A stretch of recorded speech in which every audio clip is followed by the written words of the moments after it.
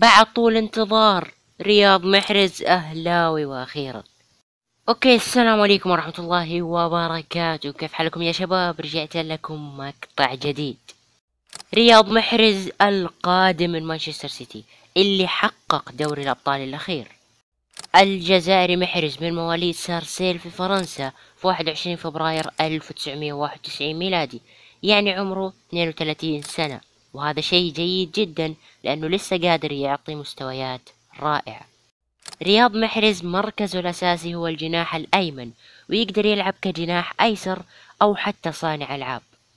بالطريقة هذه يكون هجوم الأهلي يتكون من رياض محرز على اليمين، وروبرتو فيرمينو الوافد الجديد، وأخيرا الصفقة القريبة جدا ساديو ماني. أنا ما أقول إن ساديو ماني خلاص وقع مع الأهلي، أنا قلت الصفقة القريبة جدا ساديو ماني. كذا يكون هجوم الأهلي يتكون من ثلاثي رائع بكل معنى الكلمة، وخلفهم صانع ألعاب رائع أيضا واللي هو الجزائري الآخر رياض بودبوز.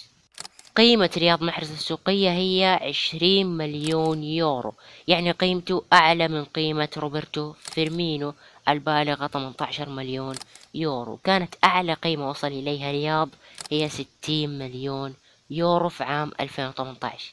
في النسخة الأخيرة من دوري الأبطال لعب رياض محرز 9 مباريات، سجل فيها 3 أهداف، ولعب في الدوري في الموسم الماضي 30 مباراة، سجل فيها 5 أهداف، ومرر 10 تمريرات حاسمة. وفي الموسم الماضي في جميع البطولات حصل على كرتين باللون الأصفر فقط، يعني اللاعب هادي جدا في الملعب، وهذا اللي يحتاجه الأهلي.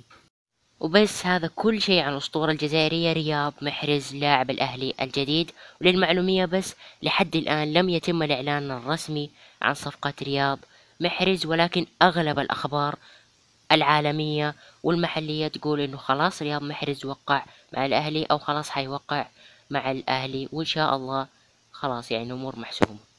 في النهاية لا تنسى اللايك والاشتراك وتفعيل جرس التنبيه والتعليق المحفز والنشر في كل مكان. شكرا للمشاهدة، ومع ألف ألف ألف سلامة.